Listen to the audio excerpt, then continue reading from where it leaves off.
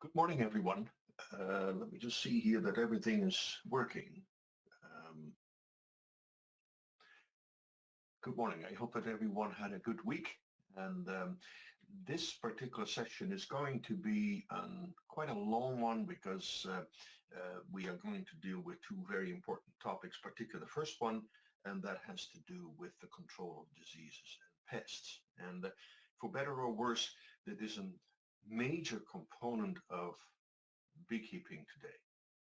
Without a proper understanding of the biology between honeybees and these pathogens, you're going to lose the colony. You're going to lose the bees. The bees can no longer really function on their own without our help, with our intervention. Um, Before I get into the topics itself, there were a couple of things. One of them is that currently there is quite a strong wind happening out here, in kind of a storm and, in the lower Fraser Valley.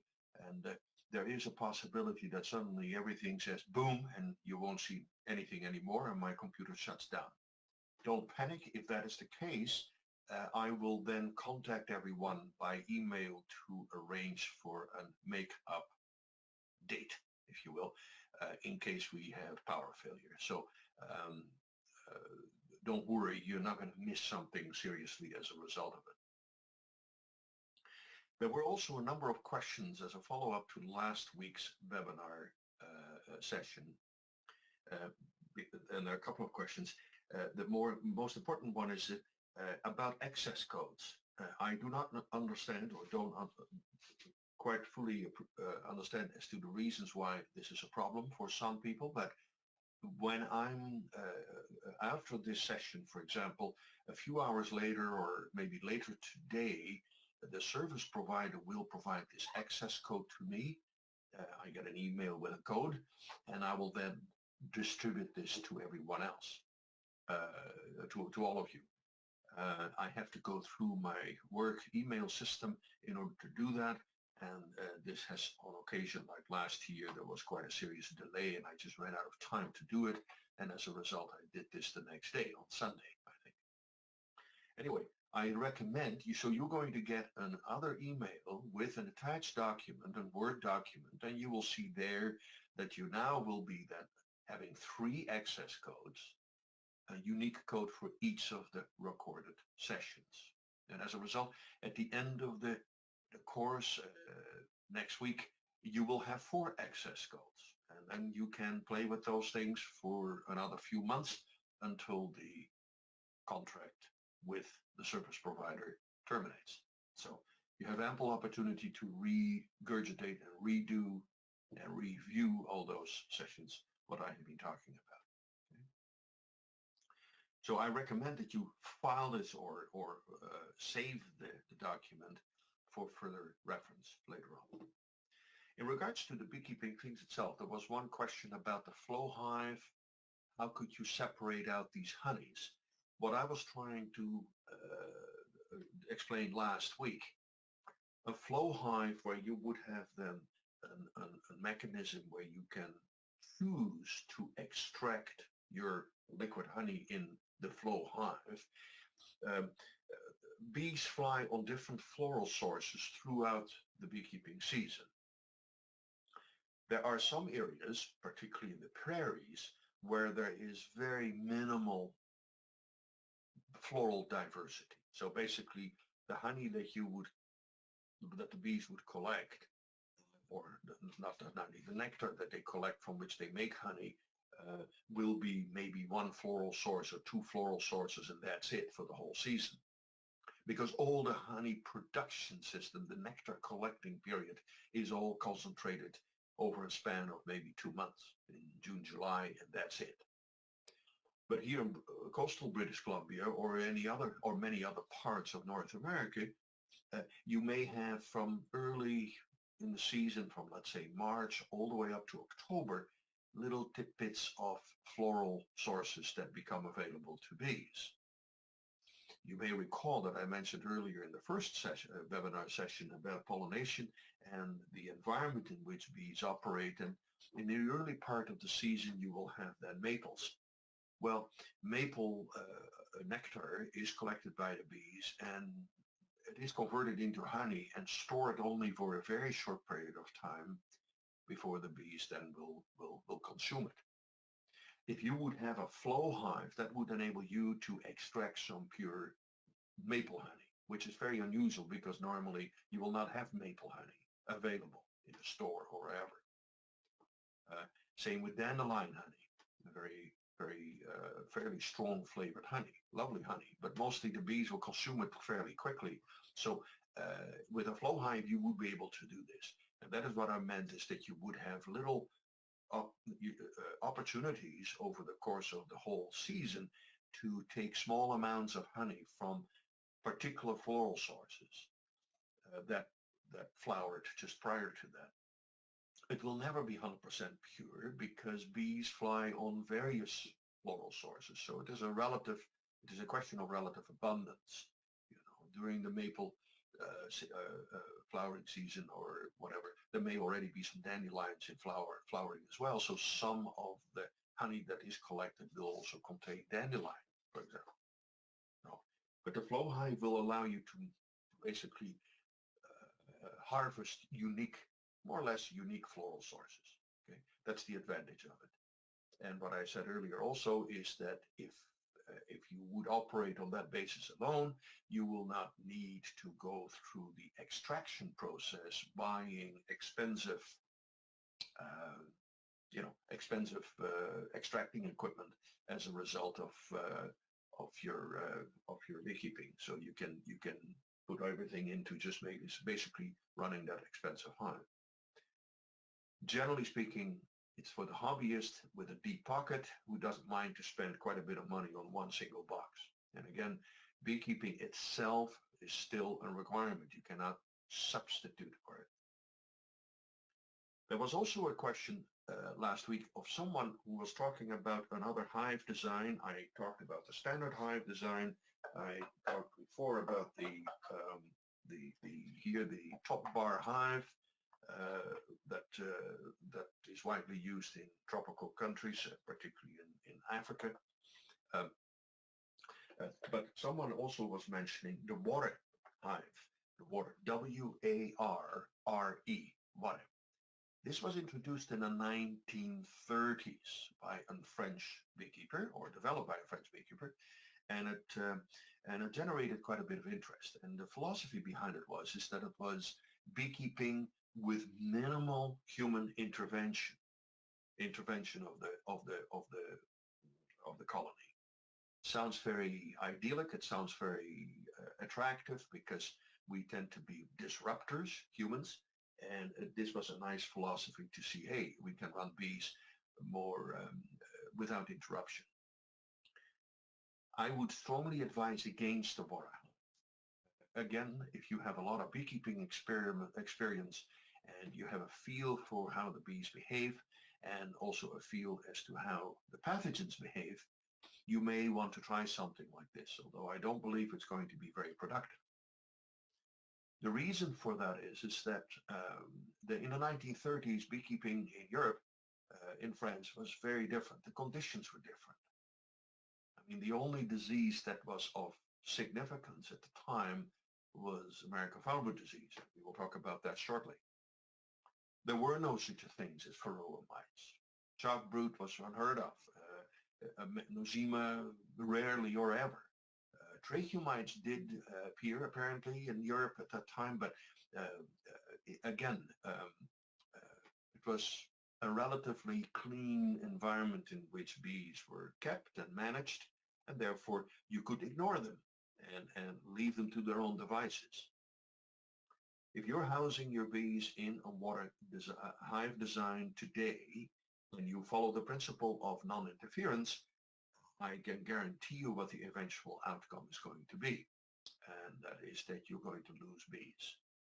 You lose colonies. So I advise against it. You can certainly read up on it, the water design, and have a look at that. I'm also going to start this PowerPoint presentation now on diseases and pests. and I will try to manipulate the screen such that you will still see me in the border in the left margin of your screen. But because we have a larger screen right now, I just want to explain to you there's one particular photograph. A couple of nights ago, I forwarded to all of you both of these PowerPoint presentations. And the one with the diseases, there was a photograph of American foulbrood disease where you look and you see all the scale in the comb. And in the photograph may not entirely give you the right picture, but essentially, if you would have a frame, a brood frame, and this is just an example of it, and by inspecting, and just keep that in mind when we go through this during the PowerPoint presentation, where you are pulling this frame out, a brood frame out of the hive, and you then look for brood or for scale or for American foulbrood disease, what the photograph tries to tell you is this: don't look straight into the cells, look towards the bottom. When you do that, the only thing you can see out there are there eggs in it or very young larvae in it, and that is why you look to the true bottom of the cell.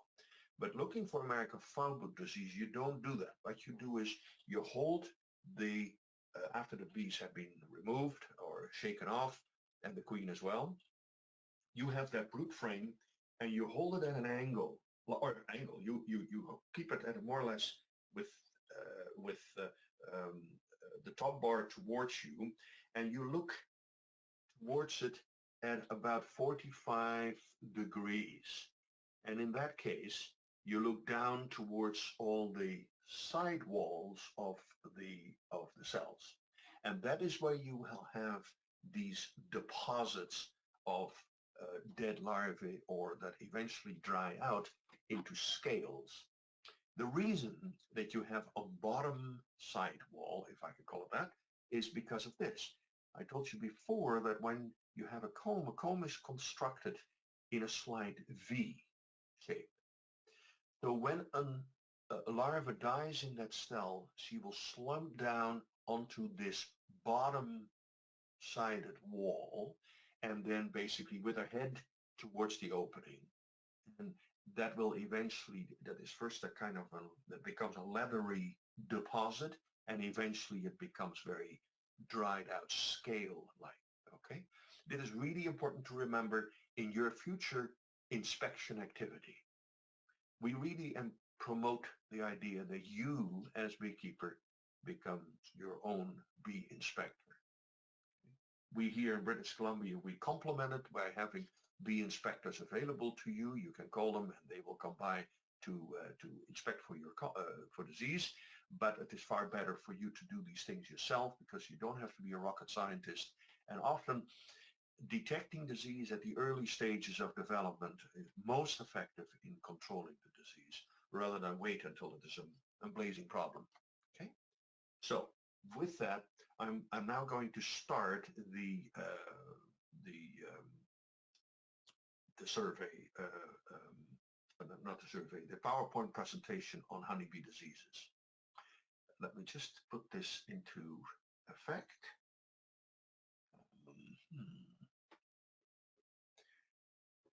Okay, I have to see what how this is going to work.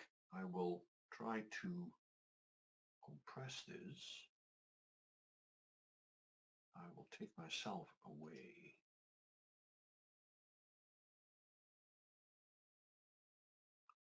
All right. I don't know why I'm still in here, but okay. This is doing what it is doing. You don't see me. Ah, there it is. Ah, very good. Okay, so here we are. Honeybee diseases and pests. So we better turn this on.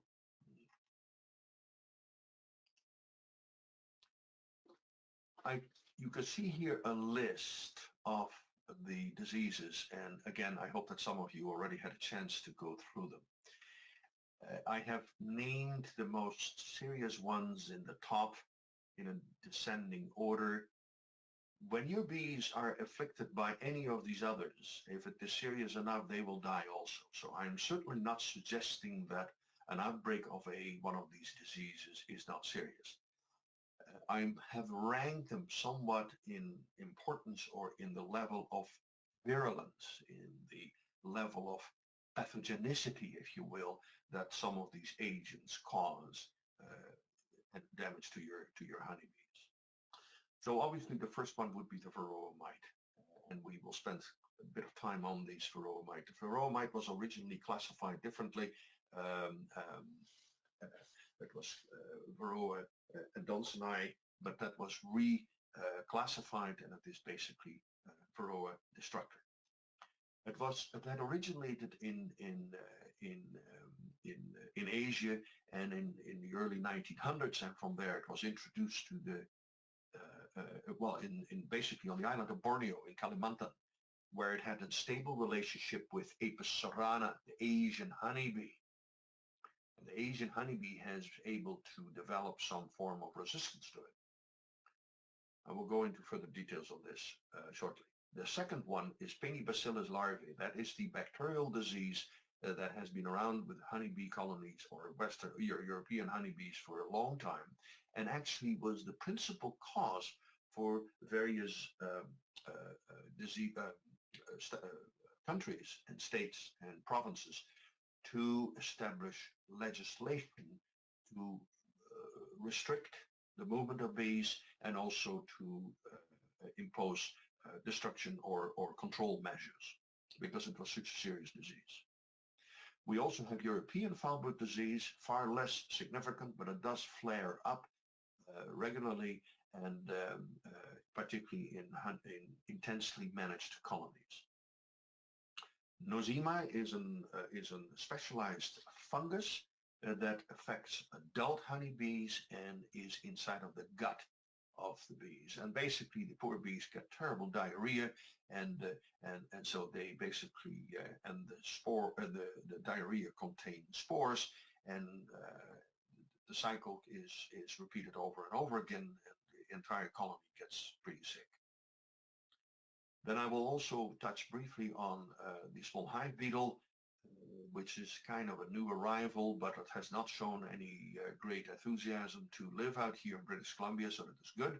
But in other parts of Canada, it has been, and of course in many parts of the United States where it is warmer, this has become quite a serious pest.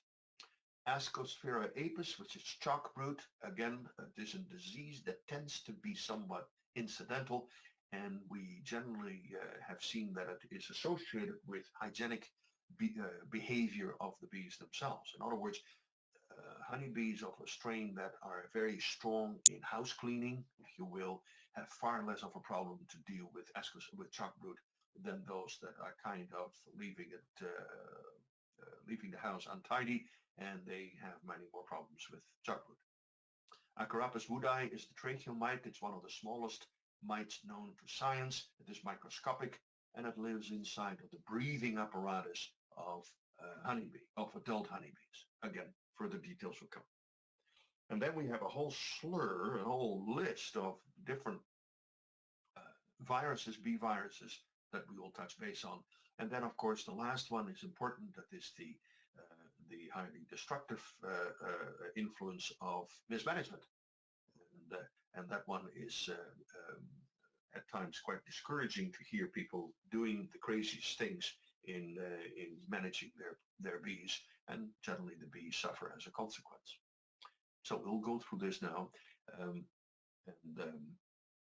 The first one, of course, is the Varroa mite. As you can see, the Varroa has a very flattened body, and is let me just see here how I do this. Yeah, it is not an insect. It is typically an arachnid. It is a spider, basically, or shares that with crabs and spiders, because it doesn't have 6 legs like all insects do, but it has 8 legs. It has a specialized mouth part. We're only talking here about females. The males are, you will not see males because they tend to die before the females emerge. The specialized mouth parts are designed to pierce the cuticle. The cuticle is essentially the hard skin of the honeybee, and the softer parts are at some of the joints of scales that body parts that the bee has, and it is in this softer tissue where the Varroa mites can pierce the wall and start to feed on bee blood, but also particularly on fat bodies that are in the adult bees.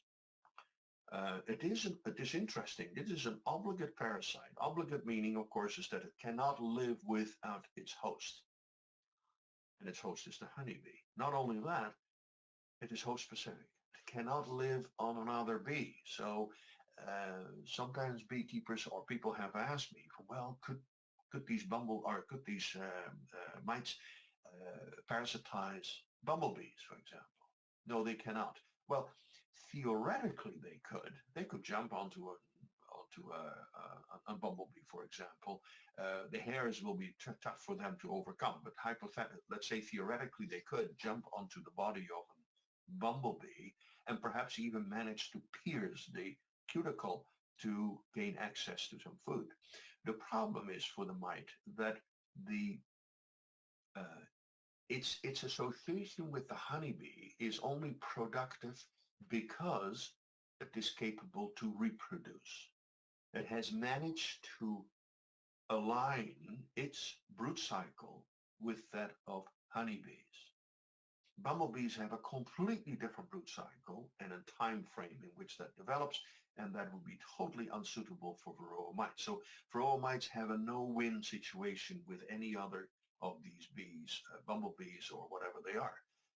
It's only honeybees, so they are host specific. Okay, so and that makes them, yeah, you might say that makes them kind of vulnerable to. You would think from, well, they may have therefore difficulty to live anywhere or to spread because they are spiders or belonging to the arachnids, and they don't have wings, and yet it is one of the most successful pathogens associated with honeybees. Successful in the sense it is remarkably effective to proliferate, to spread, and to produce a lot of offspring.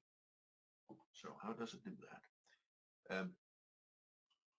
As you can see on this photograph with the brood of the honeybee, I mentioned to you before that the brood period of honeybees is first 3 days of egg stages, and then the 4th day you will have the larvae emerge, and the larva will then start to go through its successive instars or larval stages until it is day 10, and then the bees will start to cap the cell over so that this fat, lovely, well-fed larva can spin a cocoon and go through the complete metamorphosis during its pupal stage, and then emerge as a beautiful, full-grown adult bee.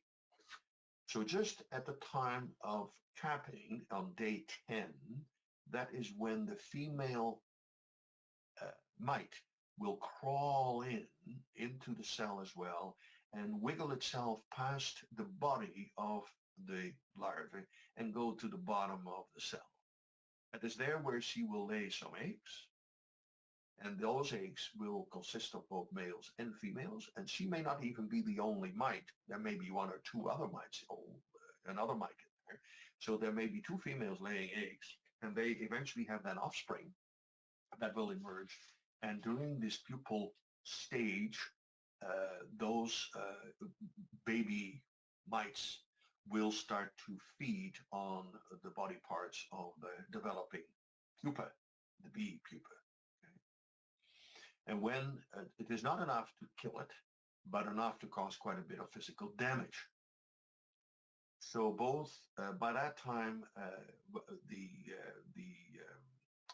the end of this production cycle, the females and the males of brood will mate, and then when the honeybee is in its 21st day of development, when it will emerge, then just the female mites will emerge together with the perhaps handicapped worker bee, and those females will then start to seek other hosts.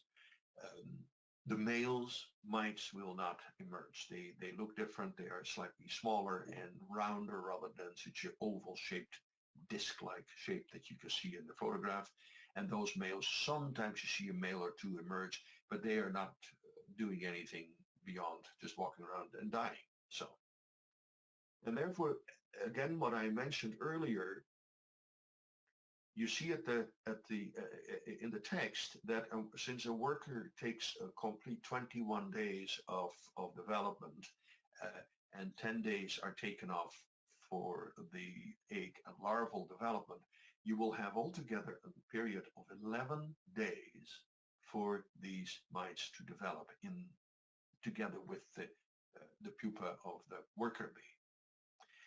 It happens to be just enough time for the mites to do this successfully.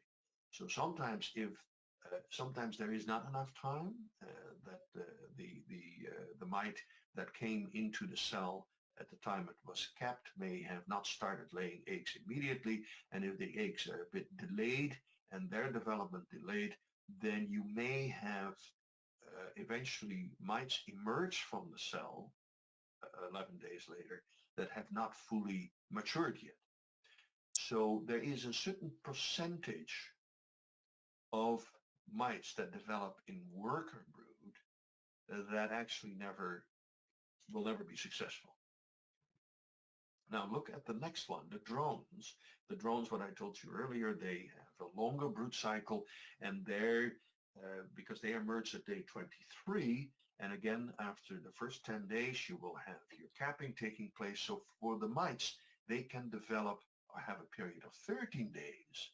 And therefore, there is percentage-wise a higher percentage of it that will emerge successfully as mature, viable mites that will now reinvest or parasitize the workers. And that is really important.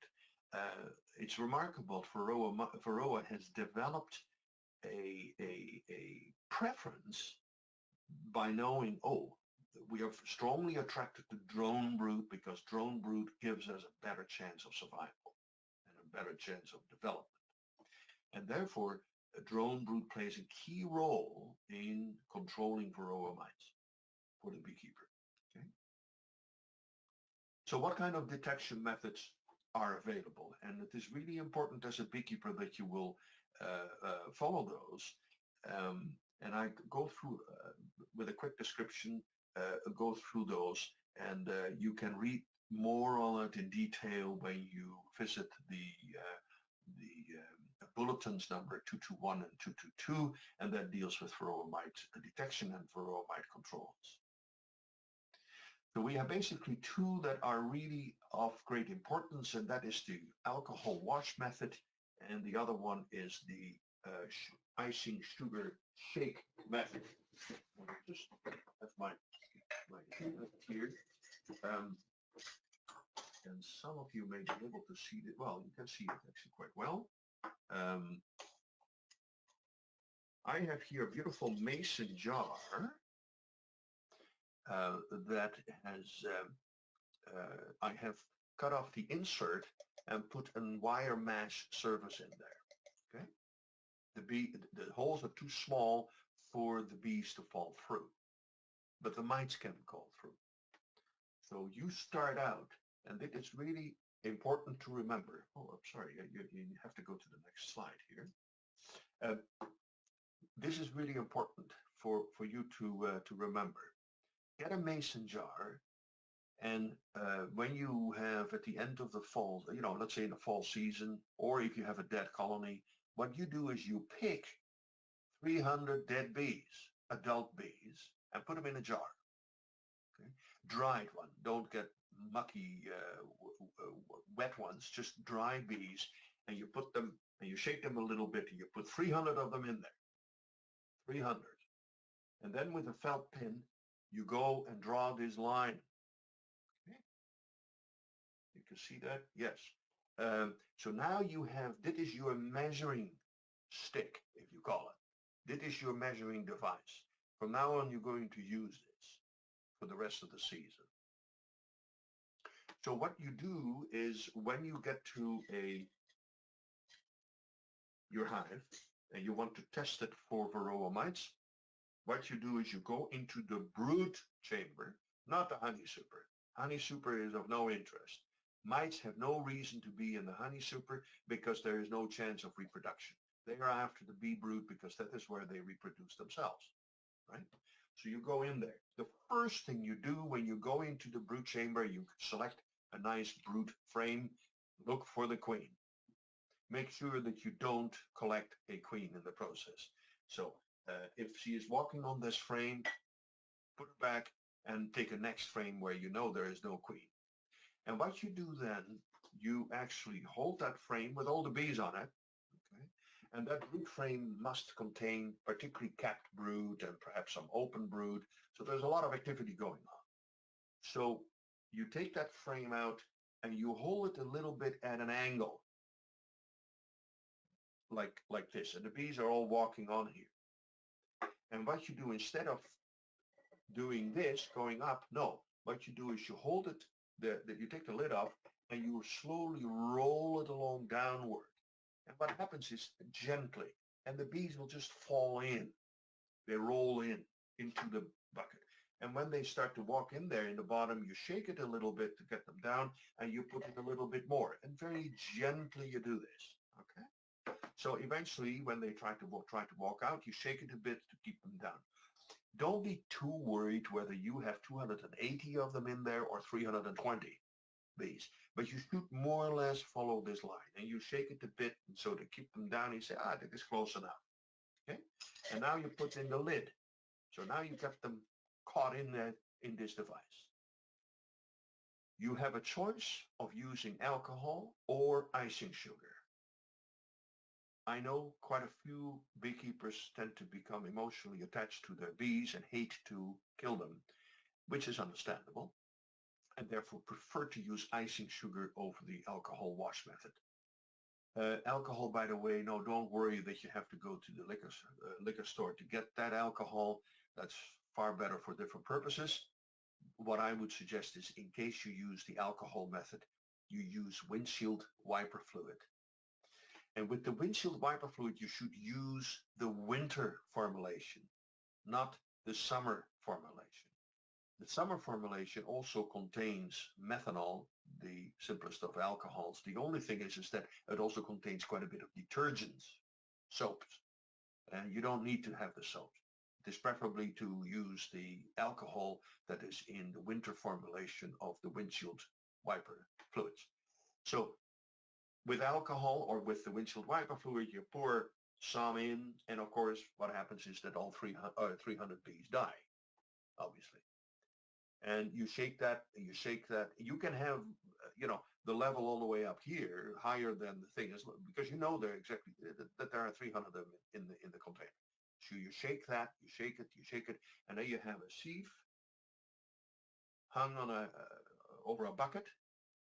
And what you do then, because of the holes out here, what you can do is you pour it and you shake it gently and you pour the alcohol with the mites out of this solution, okay, or out of the container. Go back, put a little bit more of it in there and repeat the whole process. Don't open it, the whole trick is to separate the mites from the bees. And after you have done that, you pour it, and then you have in this very fine sieve, you will see then, you can count the total number of mites. Okay. With icing sugar, essentially you do the same thing, except that you have icing sugar, you have a spoon, you do a few full spoonfuls of icing sugar into the container. You don't have to really shake hard, but you gently shake it for a few minutes, and the bees will just roll in that icing sugar, and the mites that are on their bodies will start to dislodge and roll around in the icing sugar as well. Then after a while, you turn the thing upside down and you gently let all the icing, most of the icing sugar come out together with the mites. You have to repeat that at least, do that at least twice with icing sugar, because icing sugar does not dislodge the mites as effectively as alcohol or windshield wiper fluid. Okay. The advantage, of course, is that after you have done all of that, you have the icing sugar sitting in the sieve with the mites, and then you just have a bucket with water. And I told you, you always have to go into the apiary with a jerry can with water, a jug of water, and you just pour the water over it. The water will fall down or will dissolve the icing sugar into the bucket, and you can then count the total number of mites. Okay? The bees are still with icing sugar, most of them, not all, but most of them will still be alive, and you can undo this, and you can pour all the bees gently back into the hive, and they all wiggle themselves, and they try to, and they get licked off by their sisters so that they're all nice and clean after a while. Okay, so this device does not offer a very accurate reading. But what is the advantage of it? The advantage is that you have a starting point. You know that there are 300 mites or bees in there. And if you do a test and you can then count on the total number of mites you find in it, you can calculate quite easily what the more or less the estimated infestation level is. This is the key thing. You have to try to find out how heavy is it, the infestation level. If you do this test often enough, and we will talk about integrated pest management after this presentation, if you do this on a regular basis, and I'm talking here, and we recommend that you do this once every 4 to 6 weeks, that even though the test may not be that accurate, by having regular timed tests done over the span of the entire beekeeping season, from springtime all the way to the fall, you will then get a far better idea about the population dynamics between the honeybees and the Varroa mites. Okay. Most important, you don't just leave at it. As I said here at the bottom, you should do this monitoring every 4 to 6 weeks. And most importantly, you write it down what it is. And I will explain in the IPM presentation why that is so critically important. Because it is a certain level. There is this pest is superbly virulent. It's extremely damaging to the bees. And what happens typically is that in the springtime, the mites start to build up a little bit, very little, and you do the test, you have very low levels. And at some point in time in the season, you have then suddenly what we call the exponential growth expansion. That is when from low levels, suddenly the population has reached a critical moment in its development, the mites, that suddenly that population starts to explode. And from only a few mites per test up to dozens, up to hundreds of mites you can find sometimes in these tests. That is why you have to monitor it regularly. If you don't, guaranteed outcome. Some years you will get away with luck and you will control the mites just in time without knowing how close to the edge you were. But increasingly you have people that say, oh yeah, oh yes, I controlled the mites in the late summer and fine. And there are a lot of food stores. And then in the fall, they call me and they say, my bees are dead. Again, we will talk about this under the IPM program. The other method, so it is either the alcohol wash method or the icing sugar method. Okay? Really, that is a very good tool to have. Then you have also an additional, what we call complementary control method. And what that is this. You could have a frame, I have it here in somewhere as well.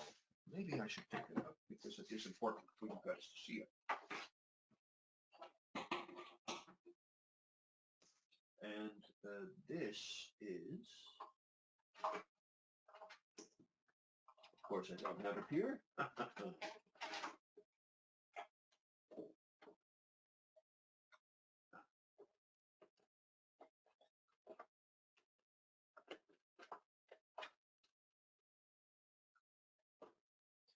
told you before, we have, of course, plain here, worker drone brood, as you can see here.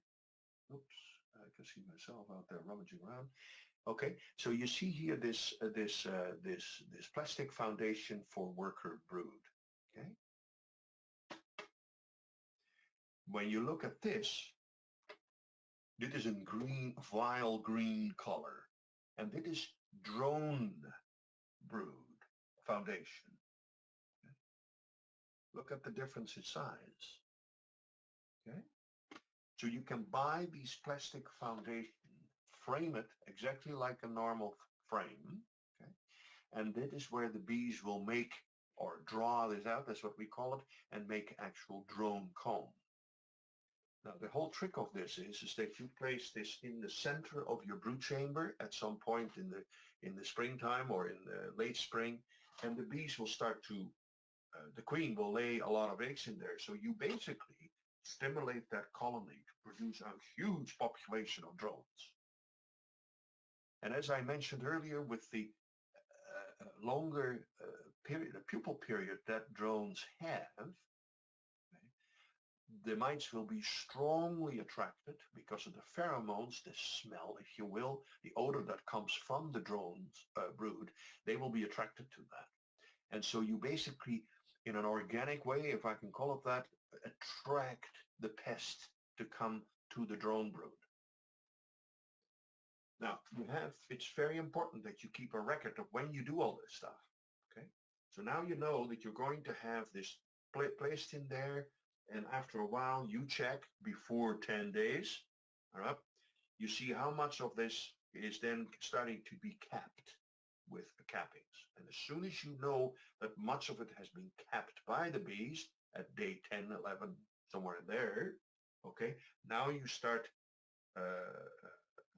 allowing, you wait for another few days, let's say 3 or 4 days, 5 days. You know that the mites are in there under the cappings together with the developing drones. Don't wait too long.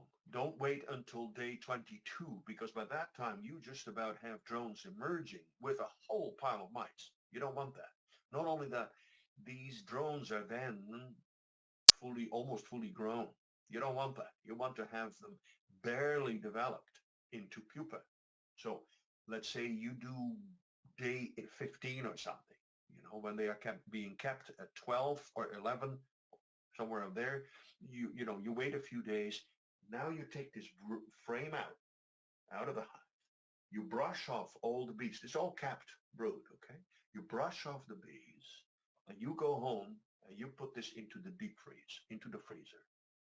You don't have to do anything else. You just leave it in there for 3-4 days. By that time, all the drones are dead, but so are all the mites. Okay?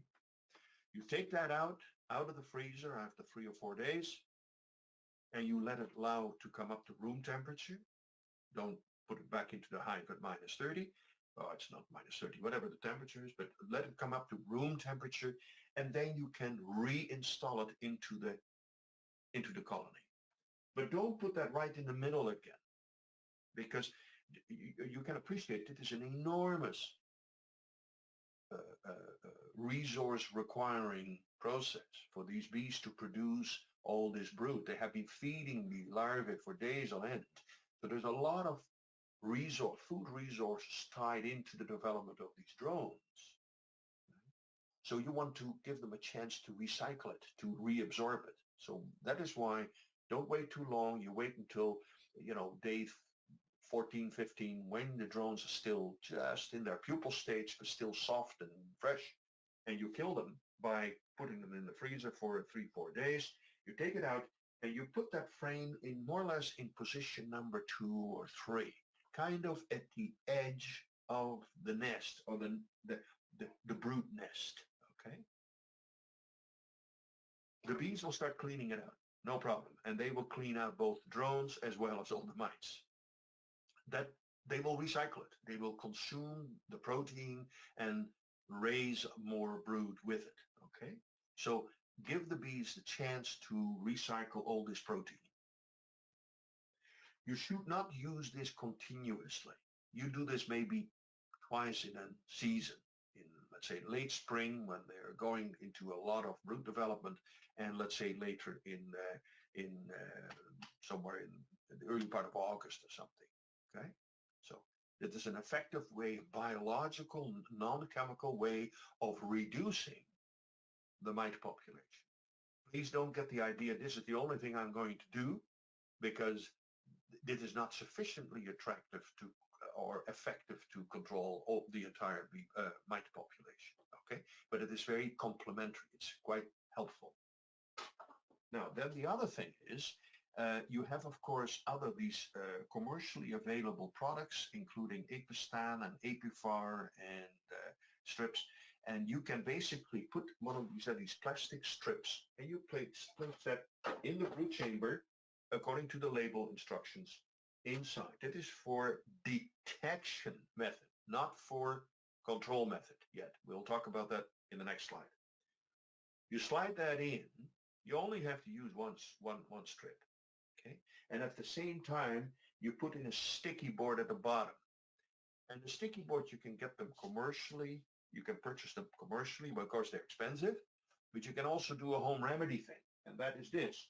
You could also use a Tenplast. You know what that is, and that is most politicians would know what Tenplast is because they put all these darn and real estate agents. And so basically, that is plasticized cardboard or plastic cardboard, really. And as you can see here, you have here. No, you can't see it. You see here the holes. Okay. So the idea is that you can cut this out. You can buy sheets of 4 by 8 feet or something. And I would recommend that it is a sheet that is about 12 inches wide, okay, so that you have plenty of room to slide it in, and about 16 inches long. Okay. You want to make sure that it sticks out of the hive a little bit so that you can retrieve it. If you make it too short, then you will have a bitch of a time to pull it out again, and the bees are getting really nasty when you try to do that. So what you do is you put the strip in at the top and you slide it right at the entrance of the hive. Gently, you slide it in, okay? But before you do that, you have to cover this with a sticky material. And what it is generally recommended is you have a spray can of PAM, you know, cooking oil in a can, and you just give it a light coating. The bees will not get stuck enough that they will die on it. But the mites do, because the mites, if they do fall down, the surface tension is enough that they basically get into an envelope. They fall into an envelope of oil, you might say, and they drown as a result of it. So you can then easily find the total number of mites in there after 24 hours. So that is what is called the Apistan or Apivar sticky board test for 24 hours. You can do that. The advantage is it's convenient. You know, you just put the strip in, you put this baby in, and 24 hours you come back, you take the strip out, and you have this plastic thing taken out, and you can start looking and counting the mites. Okay. And after you have counted them all, you can clean this baby. You have a squeegee, and you can just clean this off, and you can go to another hive, and you put the stuff on again. And you can use the same strip and go to the next hive. Why am I not recommending it that much? The fact is that two things. When you have the strip in there, you essentially treat the entire colony with the Apistan or with the Apivar strip. Very good to do. So you basically shake down all the mites that are there on the bees. You, of course, don't affect any of the mites that are underneath the cappings. Okay? None of these tests test the number of bees or mites that are under the cappings with the bee brood. I hope you follow that. All these tests only measure the approximate infestation level of phoretic mites. In other words, the mites that are actively walking as adults on the bodies of bees, right? When you have a strip, yes, you treat the hive for 24 hours and you drop it. All that you can say, oh, there are no mites, or hardly any mites after 24 hours, or you say, oh, jeepers, there are a lot of mites in there. But that is the extent to which you can measure. You cannot actually make a calculation, because maybe you are such a fantastic beekeeper and you do this test and you have 25,000 bees in there. Or you're a lousy beekeeper and you only have 5,000 bees in there. How do you know? Kind of everything is guesswork. So you don't know how many bees are in there. Okay. If you have only 5,000 bees and you have 20 mites falling down on the screen, that may be a worry. While if you have 35,000 in there and you have 20 mites falling down, you say, well, it's nothing. Okay. So that is the problem. You don't know what the situation is in terms of total population of bees. And therefore, this test, the APA-STAN, APA-VAR, and sticky board test, is only giving you an indicator from, oh, it's pretty heavy or it is very little infestation. That's all. It gives you a really rough measure. I personally don't care for it because you also have to come back 24 hours later. Now, that is not a problem for a hobby beekeeper who has two colonies sitting in the backyard. But if you are having an apiary 10 miles away and you have to drive all the way back again the next day just to pick up these darn things, that's a pain. Okay? So you have to weigh off what you're doing and how convenient it is. There's also a lot of people, and I don't understand the popularity of it, they use the natural mite drop test. And that is simply, they don't do anything, but all what they do is they shove in a sticky board, and 24 hours they come later, they come back, and they start counting mites. Right? What are you measuring? Yeah, some mites that fall down, together with a whole bunch of frass and pieces of pollen and wax and I don't know, all kinds of grainy material that the bees do as a result of them keeping their house clean. And you don't have any measurement. It's the natural drop. It's if you have 200 mites falling down in 24 hours and you have nothing else except just a sticky board, well, I can assure you one thing, that colony is doomed, no matter how you think about it. So it is a useless thing to do if you just put in a sticky board. There is no means of measuring what you are dealing with, okay? With this test, with the faking method test, okay, if you have 300 bees in there and you count, well, let's say 30 mites, well, then you know you have a 10% infestation level. Okay? If it is 10%, by the way, the bees are in trouble. So I hope it's less than that. But I'm only saying you can then calculate it and make a rough estimate on that basis. Okay? I hope that this is all going to make sense to you, because this is really a key component to successful mite management. And listen to what I'm saying. It is mite management. You're not just in the business of controlling mites. No, you control mites effectively by managing them. And this is a classic and beautiful example of drone brood, where you have this mite sitting on the drone in its pupal stage. I think this is a bit of a staged photograph, but it looks very good and convincing. Okay. Now, here, if you have detected from, oh geez, I better start applying my mite controls, then you have a number of options. And again, I will refer to much of this later in the IPM presentation. The first ones are the proprietary products such as APA-STAN and APA-VAR. APA-STAN, the active ingredient is fluvalinate. It's a synthetic pyrethroid. a very nice product to use simply because it has very low mammalian toxicity. In other words, it's very safe for us to use. Some of these synthetic pyrethroids have in the past also been used in pet flea collars and things of that kind. Okay. Then the other product, and in many areas, Apistan has been so successful that people started to use it, beekeepers used it so often that, guess what? Mites started to develop a resistance to it. So Apistan may no longer be as effective as it was in the past. And as a result, beekeepers have started to use Apivar. And Apivar is Amatraz. In its formula, its strip formula, it's very safe to use as well. Okay. In its liquid form, which is often used for cattle dips and for sheep to go through a bath to get rid of the ticks and the fleas and all kinds of other stuff that is in their coat. That water-soluble formulation is far less safe, but this wax-soluble formulation in a strip for beekeeping has proven to be very effective and pose virtually no risks in terms of contamination in the hive. Okay. Then the last one is the Checkmite Plus, or with the active ingredient of Kumafos.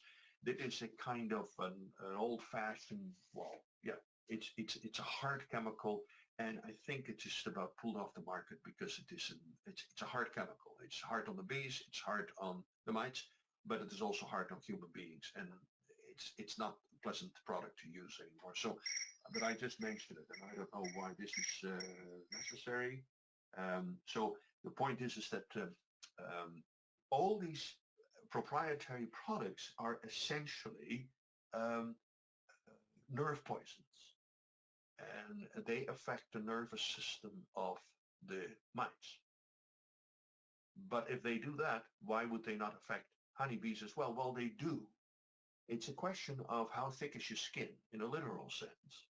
Honeybees are much larger than these mites, and the mites have a much thinner skin, and when they are exposed to these poisons, it will penetrate through the skin faster, and the mites will start to get sick. While the honeybees may not be entirely well, but at least they have basically a bitter pill, if you will, a medicine that may not be making them very happy, but at least it controls the mites. As it also says, you have to read the labels always. That's why I'm very short in giving you any detailed recommendations about how to use it, because the label is actually a legal document. When you purchase these materials, the label is actually a legal document. It is exactly stated what you can do, what you cannot do, how to apply the precautionary things and all this other stuff. That is what you should follow at all times. And by the way, that is also one of the reasons why sometimes drugs or chemicals are being purchased by a beekeeper and then, distributed among their club members or something. That's essentially illegal. And the reason it's illegal is because you, as a beekeeper may purchase this from a fellow beekeeper, but without the label instructions. And therefore, if there are, essentially it is a legal document, the labels. Generally, it is for control purposes, not just for detection, for control purposes, you keep these strips in for 6 weeks. Okay. Why for so long? Well, first of all, the total amount of these poisons that are released are very, very small. They're a very slow release. That's the whole trick behind it. And while that is happening, you want to make sure, think again about the brood length of worker bees and drone bees.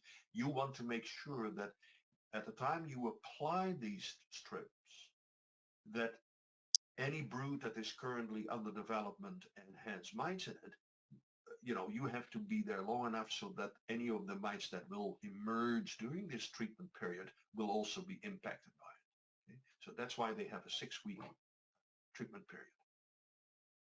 Hopguard is currently Enthymovar, think about thyme oil, are products that are also becoming available and for use in beekeeping to control Varroa mites. The Thymovar, again, is thyme oil derivatives. and it is in waivers, and it is quite effective. Not that cheap, but it is quite effective.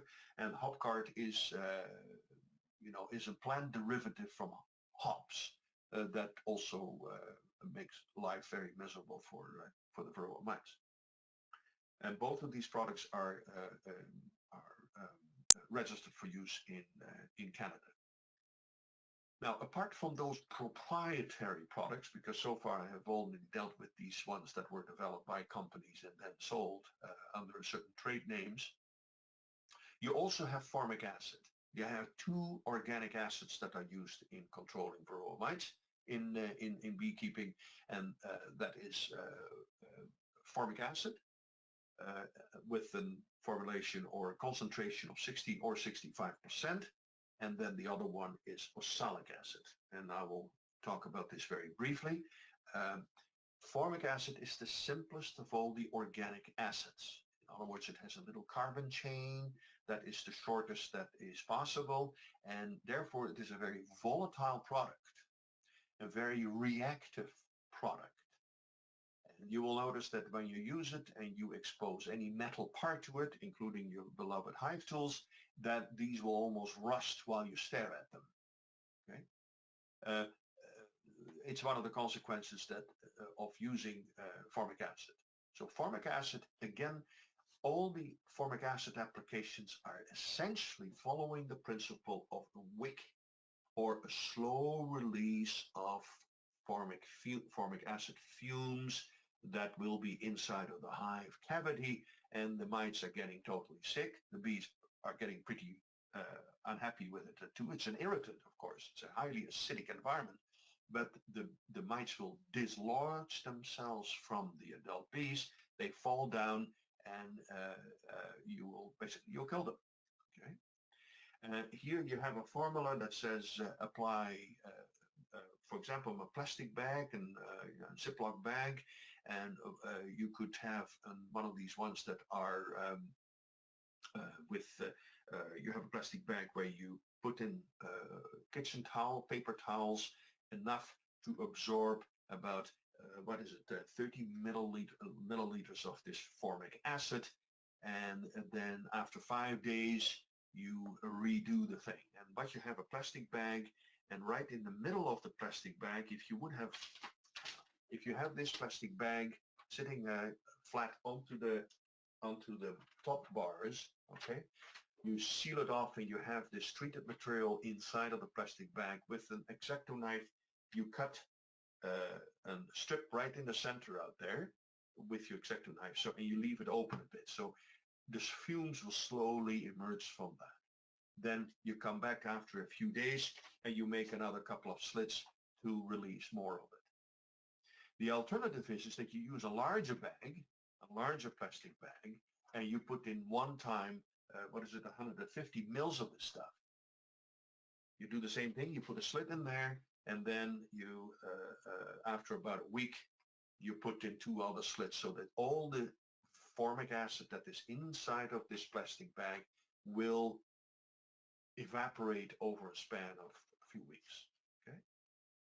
Instead of bothering with all this stuff, you can also buy commercially available materials, including Mite Gone, and I don't want to go into detail how that works, but you can look it up on the internet.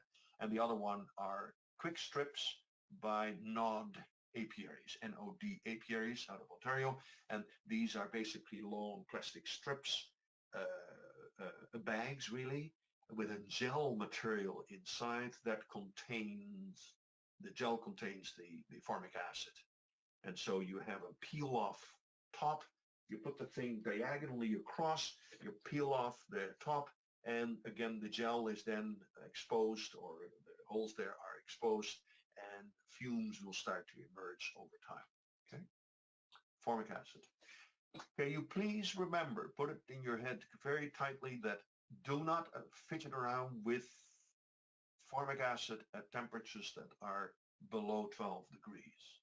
The reason is this, that naturally honeybees start to form clusters. They become very tight in their cluster forming when the temperature, ambient temperature, is 12 degrees or lower. So when you have lowering temperatures, then they get tighter and tighter in their cluster.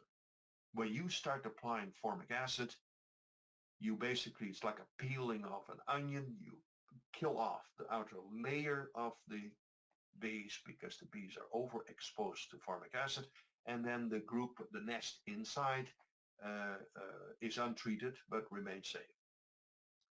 You should also be tied into this, take a note or make a note of it, that if you operate bees and you rely heavily on formic acid over the course of the beekeeping season, you should replace your queen every 2 years. We would recommend that anyway, but it is important because formic acid disrupts the pheromonal communication between the queen and the worker bees.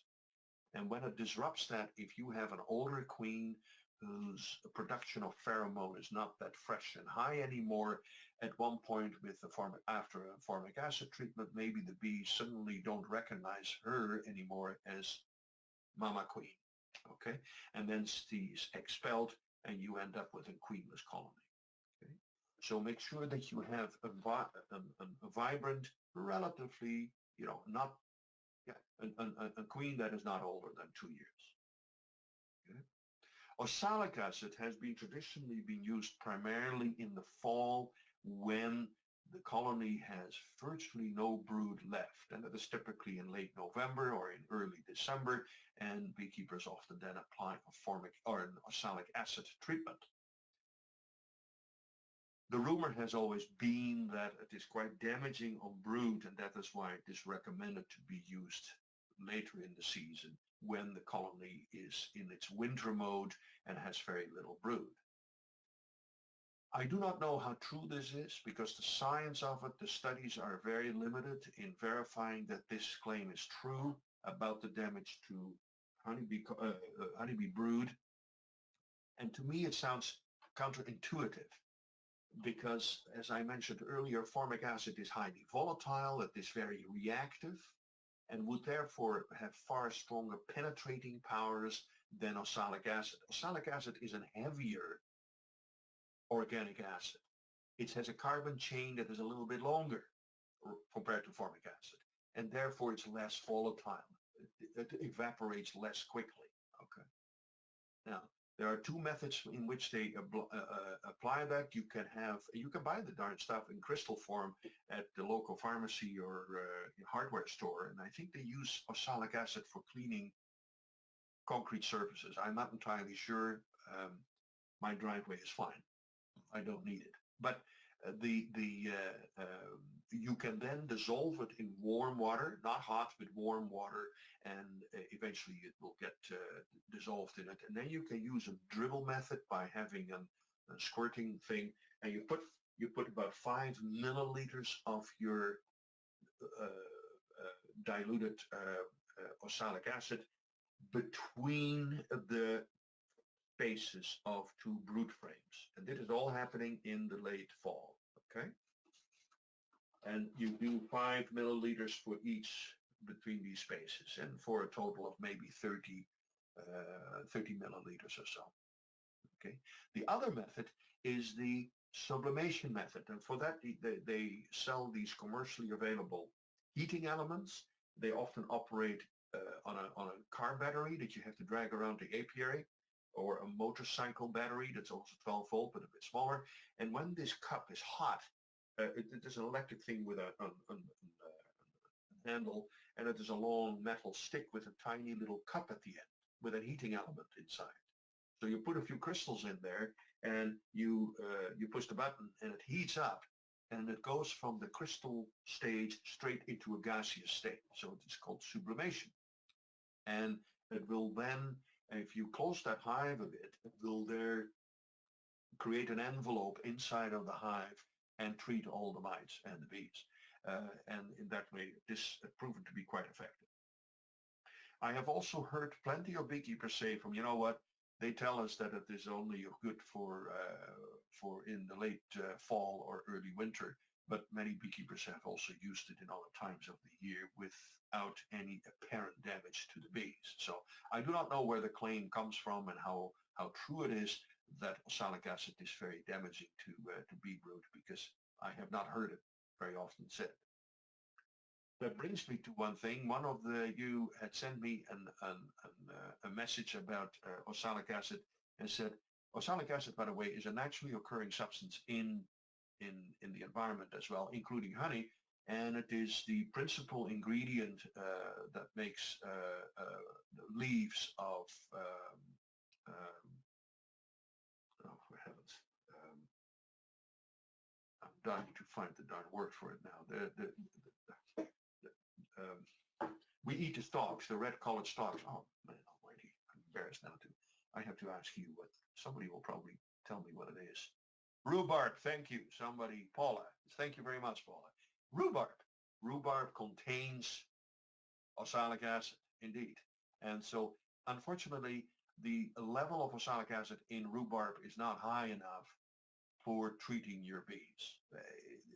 You need much higher concentration to make it an effective mite control agent. Okay. I mentioned earlier about the drone brood removal method as a complementary measure, and screened bottom boards. You recall that I showed you that earlier about the screened bottom board. It's passive. You don't have to power it up. You don't have to plug it in somewhere. It doesn't require fuel or anything else. But the screened bottom board is very good in two ways, particularly in, let's say here, coastal British Columbia, where we have an endless amount of moisture in the form of rain. And the biggest problem that bees face here is not low temperatures, but it is moisture buildup inside of the hive. And the bees start to shiver and become miserable and cold, and often die because of wetness, not because of the low temperatures. Equally important is that if you have a screened bottom board, that even with the natural drop of mites that come down, they will fall through the screen and will not have a chance to crawl back up again. And this is when you have a solid bottom board, that is what happens. Mites fall down, and then they shake their head for a while, and then they wait for another bee to come by, and they jump onto the bee and be dragged all the way up into the nest again. So with a screen bottom board, you eliminate that reinfestation. Okay, and there are claims that said that you can get 40% control of your mite population if you have a good screen bottom board. Sounds good to me. Okay. Next one. I think that we are here. American foul brood disease. Well, this is a misery. The American foul brood disease is, of course, a bacterium. It used to be called bacillus larvae, and it has been reclassified and has become pseudobacillus larvae. This is a spore-forming bacterium, and what the name also suggests, it only affects bee brood. It doesn't affect adult bees. Of course, adult bees carry it around. They spread it from one to another, and the unfortunate and often discouraging fact is that these spores are so well protected inside of their coating that they remain viable for decades. And they are impervious to high temperatures, low temperatures, wetness, dryness, the whole thing. They remain remarkably viable for many, many, many years. Okay, and it is for that reason that we recommend beekeepers also to use hygienic management practices. As I mentioned earlier, can you remember in the second class, or what, the second thing, when I mentioned about gloves, that I'm having a rather, well, reserved attitude towards using gloves in your beekeeping. Yes, you can use, if you want to use gloves, use these rubber, or these artificial, well, yeah, rubber or whatever material, because you can wash them effectively. I'm really having something against these leather gloves, as pretty as they look, because they are essentially allowing for dirt and contaminants to be embedded in the tissue, and you can spread it from one hive to the next if you have a disease in there. So it says out here also that spores can spread by the adult bees, but most often beekeepers are equally guilty in spreading it around by transferring equipment and dirty hands and their hive tools and things of that kind. Okay. In controlling this disease for many years, since the 1950s, beekeepers in North America have had access to an antibiotic. The antibiotic is called oxytetracycline hydrochloride, also known as Oxyted or terramycin. That used to be the trademark of oxytetracycline by Pfizer, who was peddling this stuff. Um, and they eventually got out of the business altogether. And I think that Pfizer is back in now in developing other antibiotics. The antibiotics have been used since the 1950s, and it has actually surprised many of us that even though beekeepers have been using it for so many decades, it is not until the end of the century, so 50 years later almost, that the first cases of antibiotic resistance, specifically oxytetracycline resistant American foulbrood disease, started to pop up. Okay? And that is what is also designated here as RAFB, so antibiotic resistant strains developed.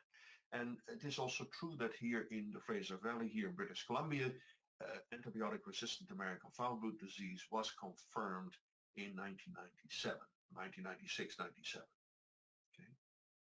And I should also mention that it is one of the reasons why British Columbia, and I think up to very recently, was the only province in Canada where we actively discouraged beekeepers to apply oxytetracycline as a prophylactic. It's a bad idea to apply these things prophylactically, okay? Because what you do is if you do it prophylactically, you basically say, well, I apply the drug whether the bees need it or not. Now that sounds very casual and easy. The problem is that it creates an atmosphere where ultimately it stimulates the development of resistance. And that is why we still accept beekeepers to use oxytetracycline, but only if they know that they need to apply it because there is a disease present. Again, when you are inside of a colony and you look at at the nest, what you should do is you should inspect 3 as a standard measure of inspection. You should go into your colony and inspect at least 3 brood frames in your second chamber, okay, and see whether or not there is any abnormality. And the abnormality could be that you have cells with a brown looking larva in there at the bottom, or as you can see here, a capped cell with a pierced hole in it. And that is typically that a bee has stuck its proboscis or its mouth into it and checked it out to see what is wrong, and then notice, oh, there is something wrong, and they leave it at that, okay? Because that is underneath it, you have, of course, this dead larva that starts to develop and convert its tissue into the bacterial spores, okay? The frame often has a shotgun appearance, as if, and it is very uneven. So you have open cells and capped cells with holes in it. That is a clear sign that there are some serious problems. Okay. This is the example that I used earlier about how you inspect a frame. If you look straight into the cells, you won't see anything, but if you hold it away from you and look into it at a 45-degree angle, then you can see here these individual scales that are deposited on the bottom walls of the brood cells. Okay. And this is a clear sign that if you would have an infestation of this kind, as you can see here in this photograph, I can guarantee you the bees will be dead. So it is important. It is sometimes possible that you see actual tongue sticking out upward, and that is a clear sign that this American foulbrood disease. Since many of the larvae don't have that tongue sticking up, the absence of it doesn't mean that the disease is not there. Okay.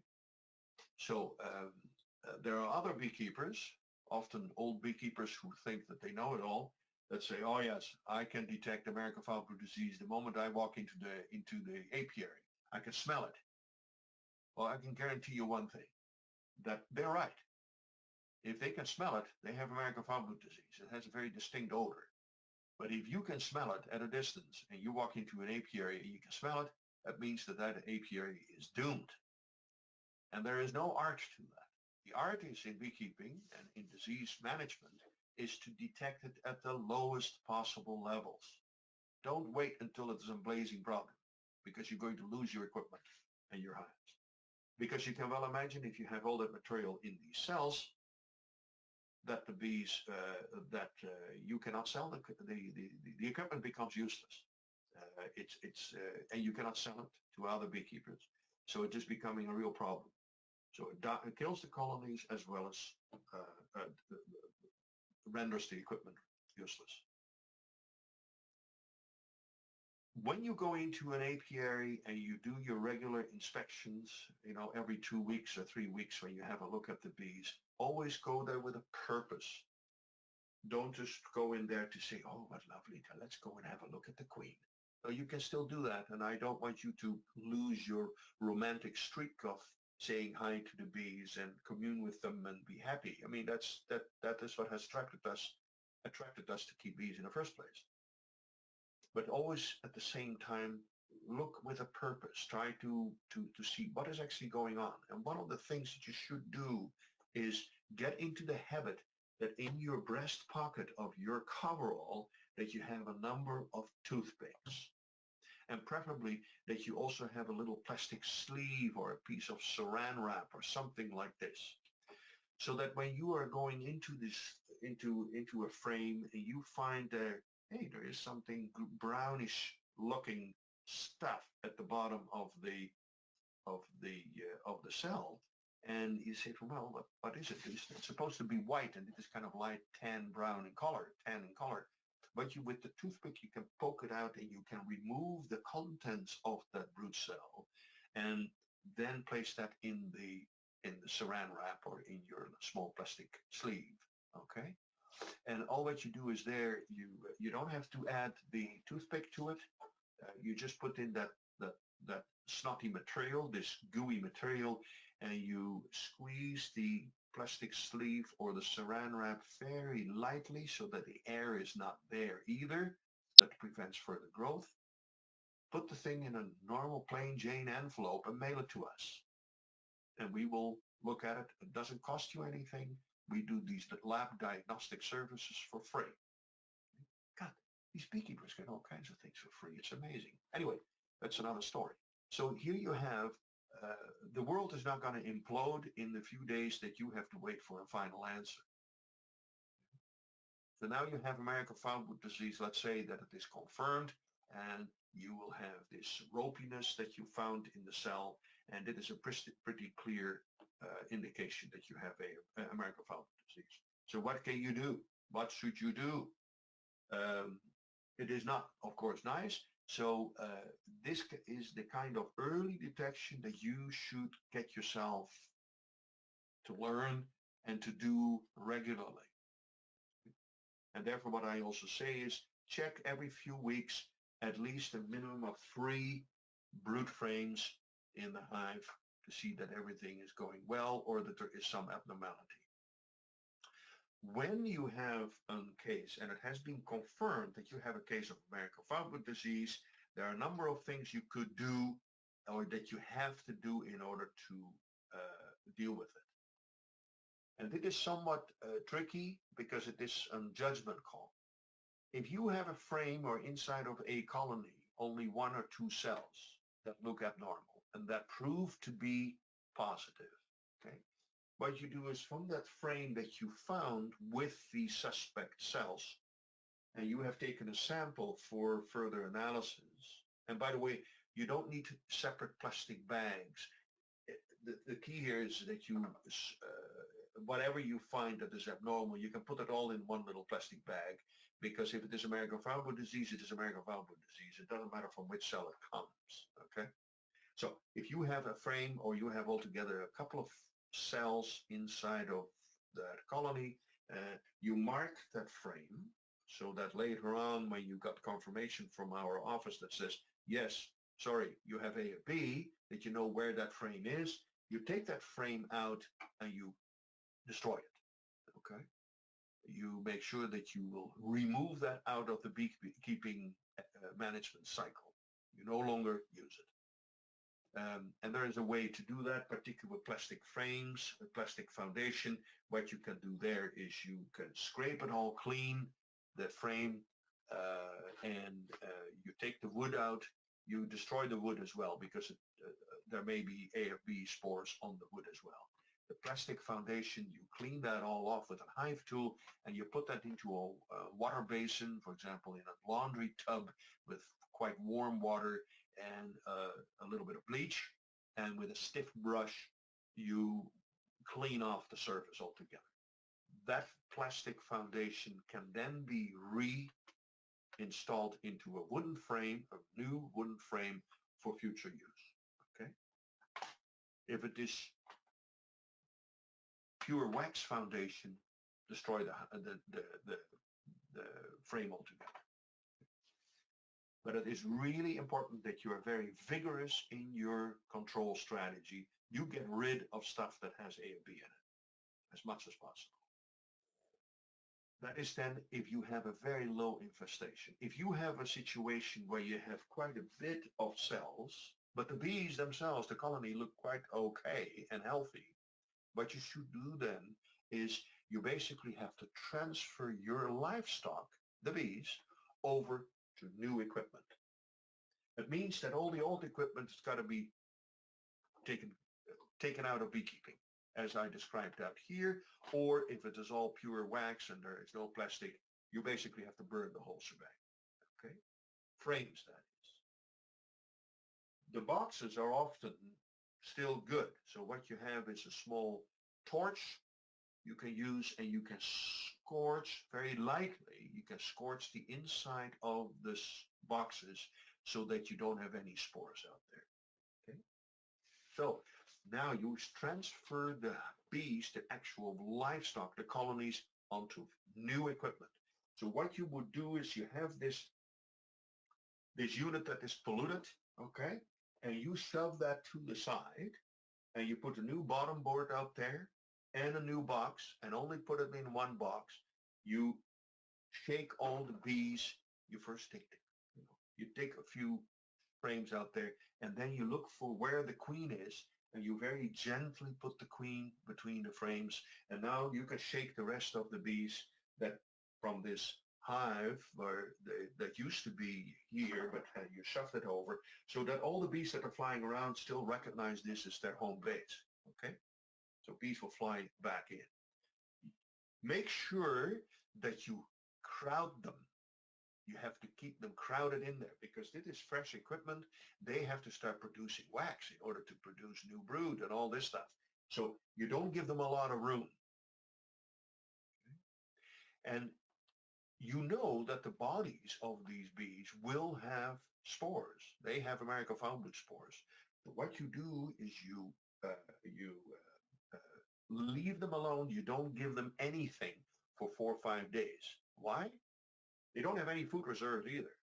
So what they do is they go out and they have to fly and they have to search for food, and they also defecate outside. And they cleanse themselves quite a bit. They don't have any brood right there. Okay, that's nice. So they can cleanse themselves as much as you hope they can. And after 4 or 5 days, then you start to feed them sugar syrup. And the first sugar syrup treatment is with some oxytetracycline, some antibiotics. Okay?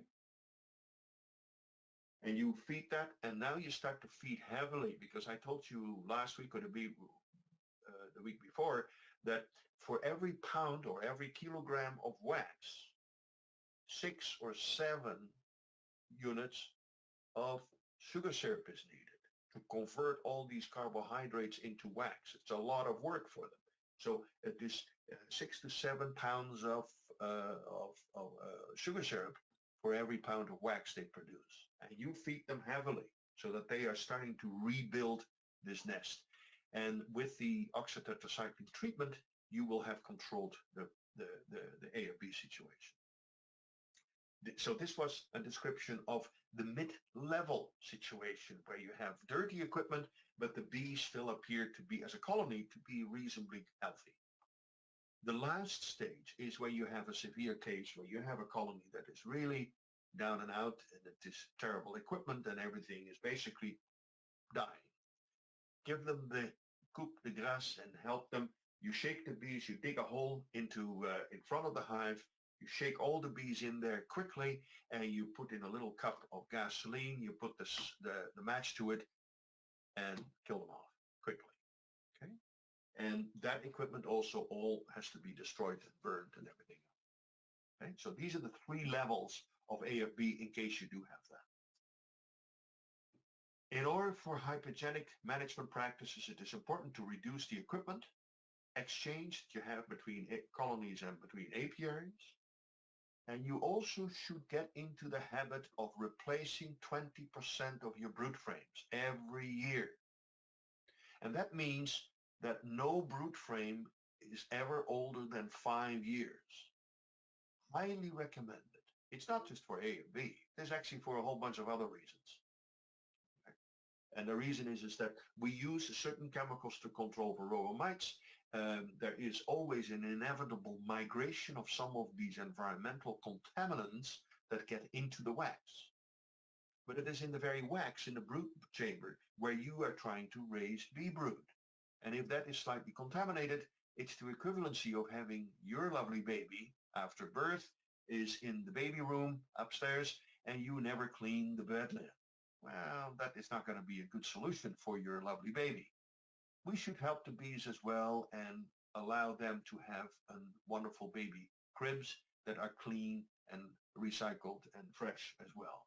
So it is basically a good management practice that you invest into recycling your brood frames every 5 years. And again, you can do that by scraping this stuff off, you replace the wooden frame, you can reuse the wax or the plastic foundation.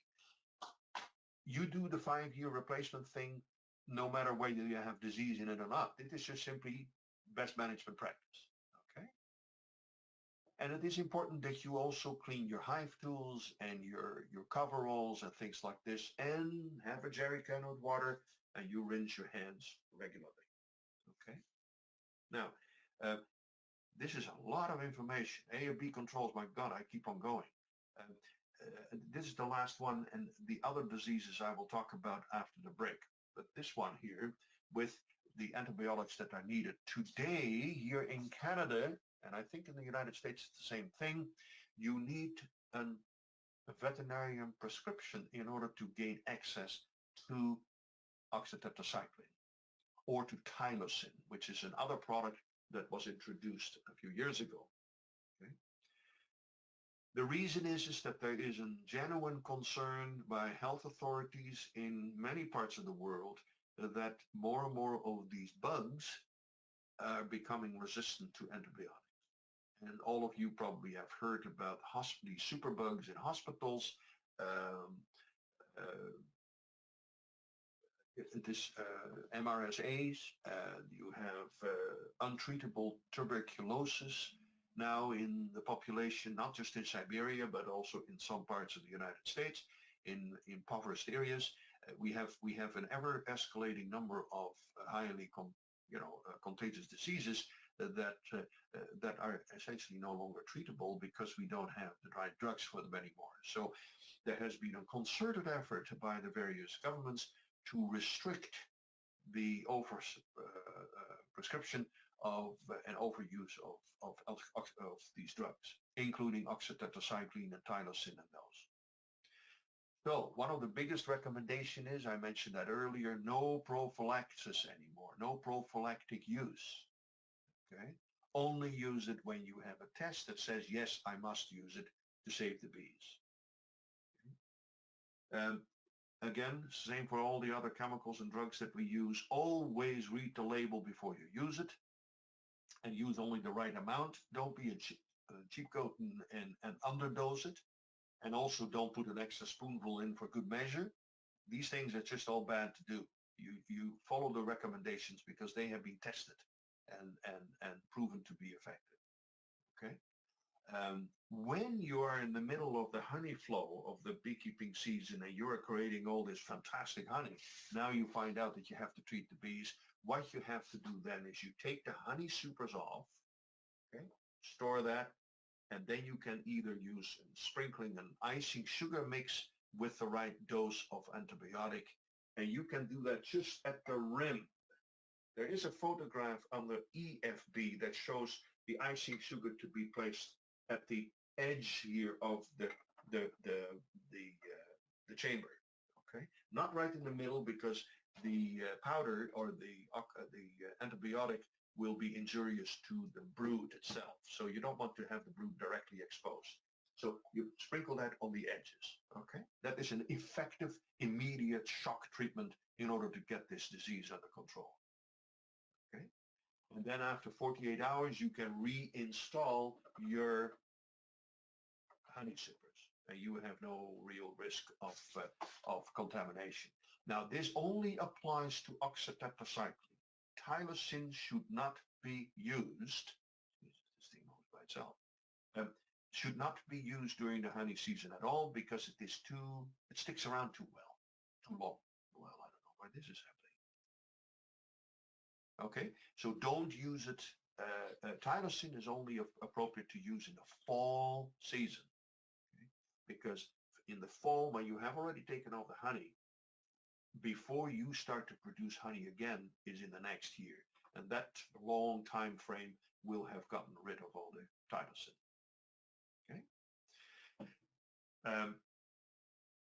If you're outside of the honey season, so in the fall or in the early spring, that is when you should apply the syrup rather than the icing sugar. Keep in mind that the icing sugar is a very quick fix. The bees will absorb it immediately and treat themselves immediately, while syrup is often stored and is consumed at a slower rate. Okay? I don't worry about antibiotic extender patties because they are hardly being used anymore anyway. I'm going to take a break because it is now just after 10:30 and we still have quite a bit of, I don't think I will get to the IPM thing at all because that is way too long and too involved. So we may have a start, we don't know. But let's take a short break and I will see you in about 7 minutes at 11:45, if that's okay. All right? Talk to you soon.